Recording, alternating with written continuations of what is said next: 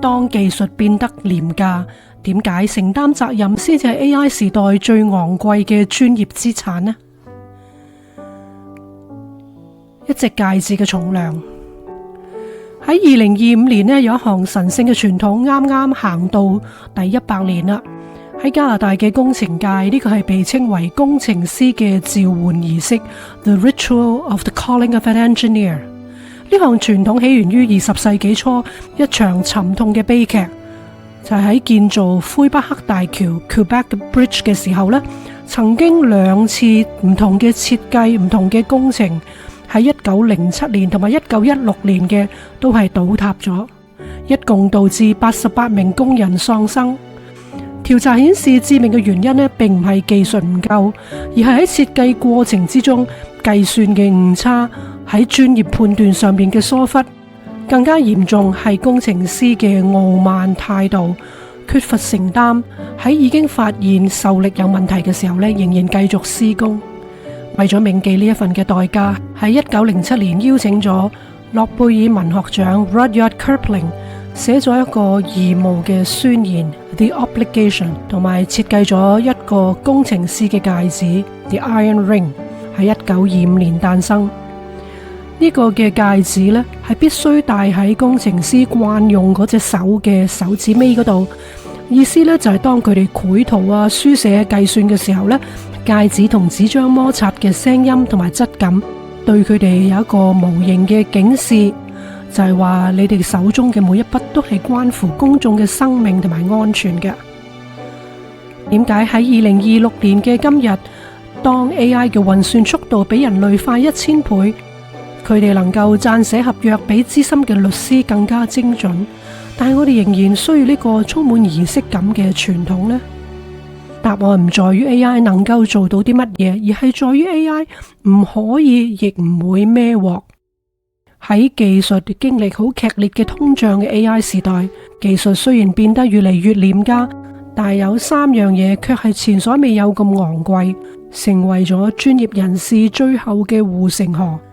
呢個就係我哋今日要解構嘅生存金三角：對齊 alignment、倫理 ethics， 同埋最重要嘅責任承擔 accountability。從生產者到監管者嘅轉向。傳統意義上邊呢，專業技能正係喺度急劇嘅貶值。過去你花大量嘅時間去核對數表啦，撰寫法律草稿，但係嗰啲只係受限於技術啫。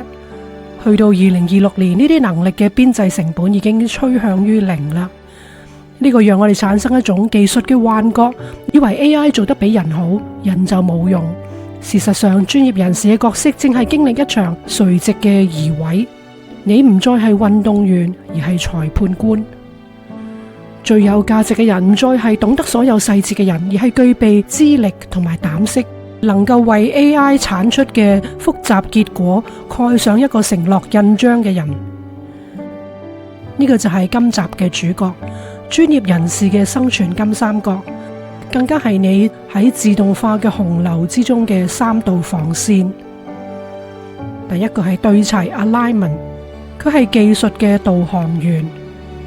對齊本來係 AI 技術嘅術語，但係喺專業嘅領域，佢代表咗守護意圖。AI 最大嘅風險唔在於佢做得夠唔夠好，而係佢過於精明咁樣去執行咗一啲錯誤嘅目標。例如有一個追求利潤極大化嘅稅務 AI 呢，可能會自動生成一啲遊走喺法律邊緣嘅避稅方案。呢個時候，會計師嘅角色就係價值對齊嘅審核員啦。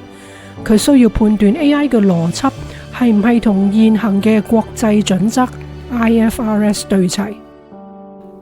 AI 懂得計算，但係人類係落實規矩嘅執行。第二，倫理 ethics 係數據之外嘅靈魂。如果對齊係關於正確咁去做嘢，倫理就係關於做正確嘅事。AI 係基於概率嘅，佢冇道德感。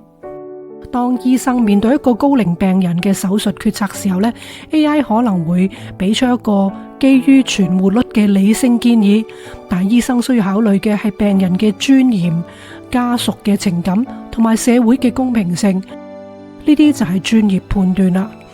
呢一種溫度嘅裁決係冷冰冰嘅演算法，永遠冇辦法模擬嘅。第三係責任 accountability， 呢個就係法律嘅終點，係金三角裏邊最穩固嘅底層。想象一下，如果條由 AI 設計嘅大橋冧咗，法律可唔可以控告嗰段代碼呢？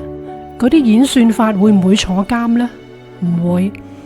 社會運作嘅基石係責任制，只有具備法律人格嘅人類先至可以承擔刑事嘅責任同埋賠償責任。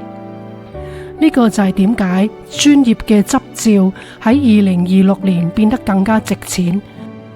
嗰張紙係代表你獲得社會嘅授權，有權利代表社會去承擔嗰個後果。客戶會委託你買嘅唔係你嘅計算速度，而係你對結果嘅法律擔保。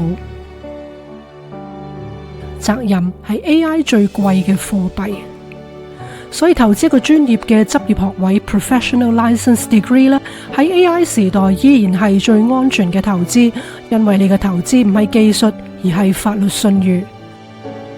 面對未來，請你記住：第一，強化 AI 嘅識讀力。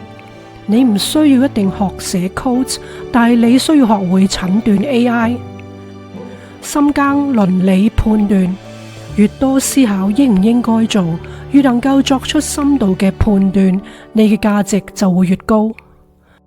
第三係擁抱責任，唔好害怕承擔責任，因為呢個時代責任先至係最稀缺嘅資產。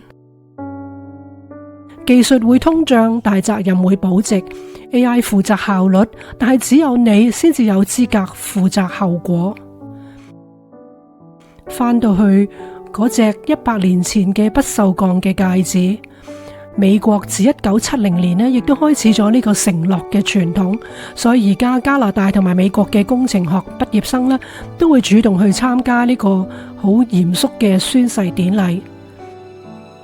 呢個儀式要求十分莊重，並且只可以親身去參加典禮嘅人先至獲得呢個戒指。佢時刻提醒每一代嘅工程師，專業同埋尊嚴係來自對脆弱嘅生命守護，同埋對一啲錯誤係勇於承擔嘅。最後，我哋翻返去嗰個哲學嘅問題，我哋能唔能夠叫 AI 去宣讀嗰份義務宣言呢？我哋能唔能夠俾 AI 戴上嗰個象徵責任同埋人性承擔嘅戒指呢？想知道你喺 AI 時代嘅競爭力喺邊度呢？咁就加入 Coach Patreon 啦。透過我設計同主題掛鈎嘅自我測試，將單向嘅輸入轉化成為雙向嘅診斷。我係 Coach，下次見。